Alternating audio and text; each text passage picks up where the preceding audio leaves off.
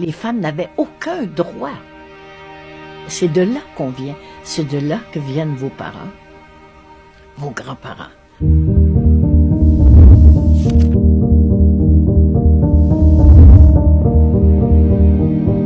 Moi, je suis née en 1925. J'étais pas la Jeannette Bertrand d'aujourd'hui, là. Ça m'a pris longtemps, moi, avant d'enlever la soumission de ma vie. J'étais une petite fille très, très sage, qui ne parlait peu, et je n'avais pas la parole. Personne ne me donnait la parole, je ne l'avais pas. Et les femmes étaient considérées comme juste bonnes à faire des petits, à faire le ménage, faire la cuisine, point. On était comme prisonnières à faire des bébés. C'est beau, là, moi j'aime ça, les bébés, puis j'en ai eu des enfants, mais c'est le fun aussi de choisir. C'est autre chose que d'en avoir 14, 18, 22.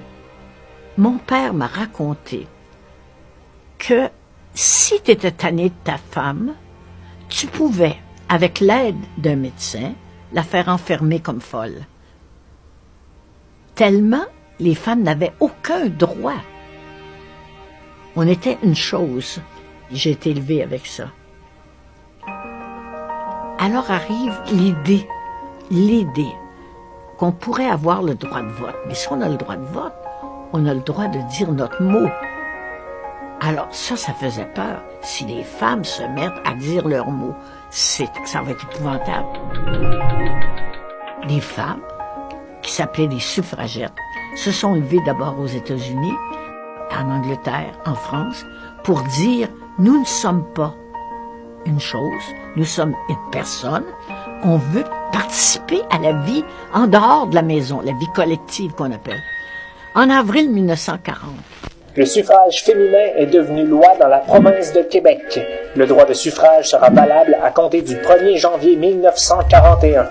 Après un débat de 3 heures, le Conseil législatif a adopté la loi par un vote de 13 contre 5. J'ai dû le prendre par le journal. Moi, je pense que j'avais 16 ans. Et là, les hommes ont pris peur. Je me souviens, mon père était un très bon papa, un très bon monsieur. Mais c'était un homme de son temps. Alors mon père disait à ma mère, « T'es pas capable de voter, tu connais pas ça, la politique. » Les hommes nous disaient toujours qu'on n'était pas capable. Ça a pris au moins 20 ans avant que, dans les mentalités, ce soit accepté qu'il y ait des femmes qui s'intéressent à la politique. Moi aussi, ça m'a pris du temps à devenir féministe. Je comprenais pas toujours ce qu'elles voulaient, les suffragettes. Bon, ce qui distingue les démocraties des dictatures, c'est précisément ce droit de vote qu'exercent les citoyens. Ce droit qu'ils ont de nommer eux-mêmes leur chef. Oh. Écoutez donc, savez-vous que c'est la première fois que je comprends un peu pourquoi c'est fait qu'on vote? C'est trop important. Vous n'avez pas d'excuse de ne pas voter. D'autant plus que c'est la première fois. Vous entendez? La première fois que les femmes voteront dans la province de Québec aux élections prochaines. Vous trouvez pas que ce droit de vote vous donne de l'importance? Moi, j'ai tout vécu ça. C'est très intéressant ce que j'ai vécu, parce que j'ai vécu une transition. On a dérangé le système patriarcal. Il y a un système.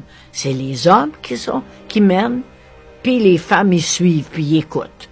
Quand tu déranges ça, il y a des réactions. Il y a des gars qui aiment pas ça. Nos jeunes, s'ils vont sur les réseaux sociaux, vont entendre parler que les femmes, il faut que ce soit au foyer, que les hommes doivent travailler, que les hommes doivent être des pourvoyeurs.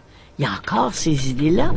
Être une tradwife, c'est, dans sa version la plus soft, promouvoir la vie domestique, l'école et l'accouchement à la maison, la modestie, la chasteté et la soumission, perçues comme des valeurs intrinsèquement féminines. Bref, le féminisme, c'est une culture qui ne donne rien de positif à notre société et qui donne le pouvoir à des caricatures de harpies. Il est temps de passer à autre chose. Il est temps de faire table rase de cette idéologie.